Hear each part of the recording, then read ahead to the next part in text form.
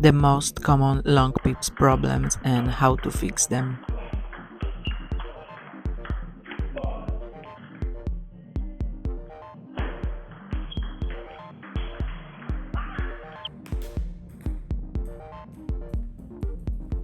Hi, it's Aga, your table tennis coach.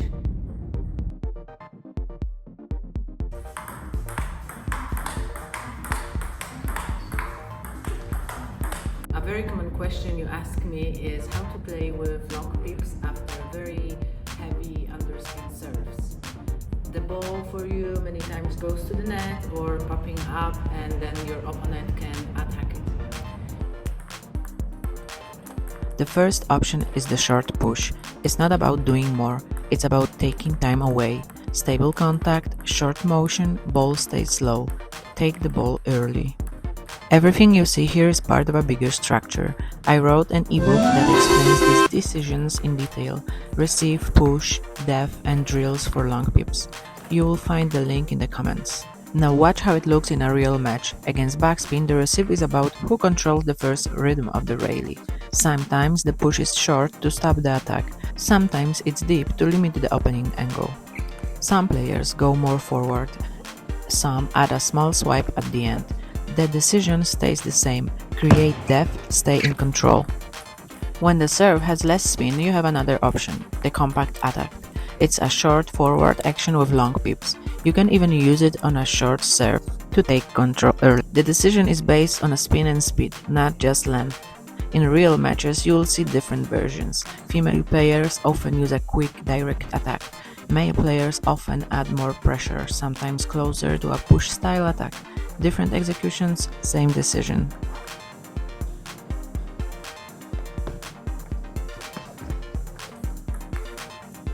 No spin balls feels uncomfortable for a reason. Long pips rubber doesn't help you automatically if there is no spin coming to you. Control is in your hands. Against no spin, power is not the solution. The contact must be short, intentional, and stable. You guide the ball and create stability by a short brushing contact. Direction without control sends the ball out. In my examples, you will see a lot of pips to pips rallies, because this is where no spin appears the most. Watch the contact. It's short. Players are not swinging. A big motion kills the shot. The small brush gives direction and control. Without it, the ball floats and goes out. Against no spin, contact quality is very important.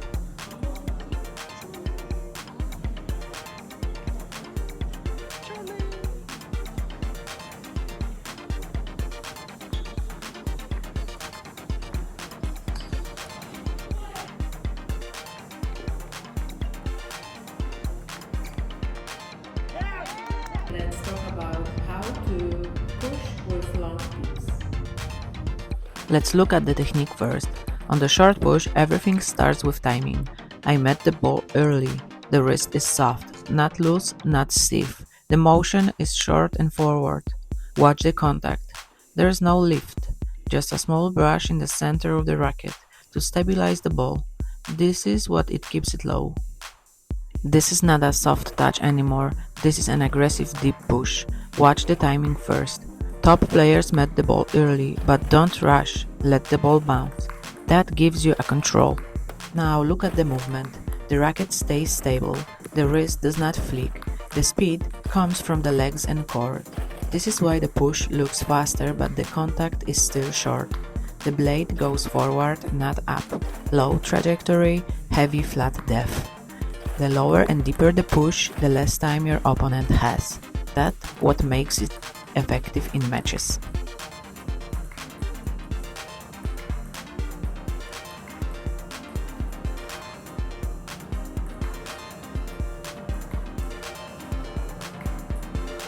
Now watch how female players use the deep push in real rallies. They take the ball early and stay very balanced. You can see that the push comes from the body, not from the hand. There is no rush in the movement. The ball goes deep and stays slow. This takes time away and set up the next ball. With male players, you will often see more pressure added to the deep push. Some players drive the ball strongly with the body, others add a small swipe at the end of the push. The execution looks different, but the intention stays the same: depth, speed, and disruption.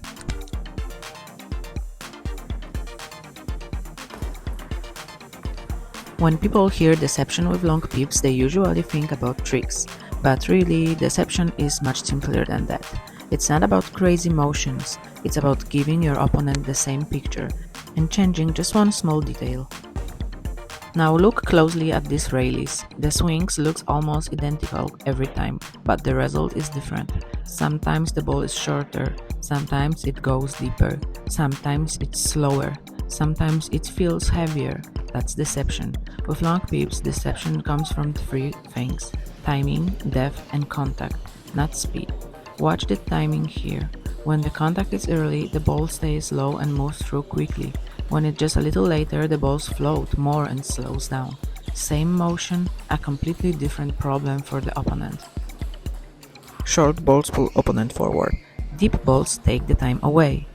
The key part most players miss is contact quality. With long pips, you don't need a big swing. In fact, big swings usually kill deception. Small changes in contact are enough. Good deception works when the opponent can't predict what comes next, even though the stroke looks the same. That's why top long pips players repeat the same setup and change something small every few points. Not to confuse, but to stay in control.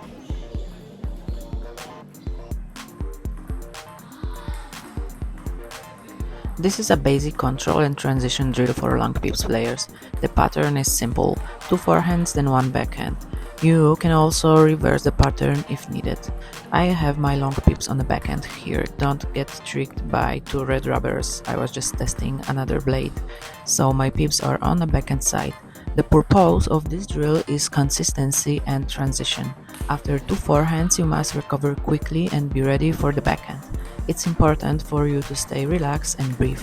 You need a balanced position, strong legs, stable core, and good posture through the whole sequence. In this drill, the partner plays every ball to your long pip side.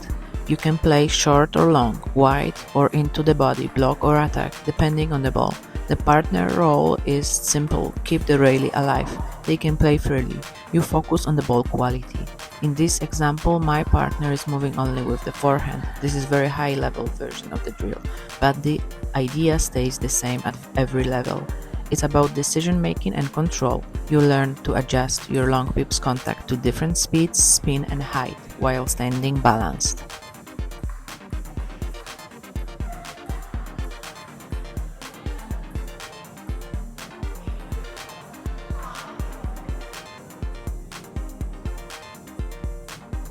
This drill starts with the serve. The long pips player serves short. The opponent returns the ball to the long pips side. From there, before the drill starts, we agree where the next ball goes, for example wide to the forehand or onto the backhand. So the long pips player plays one controlled ball to the target.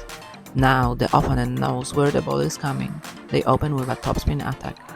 And this is the key part for long pips player to execute the best block to the right direction. This drill trains the connection between serve, long pips placement and block. Thank you for watching this video. If you found it useful, make sure to subscribe. I'm gonna post more long pips content here. Real situations, real decisions, and more technical focused videos. Ebook link to this episode. You'll find more examples there, match analysis and equipment context.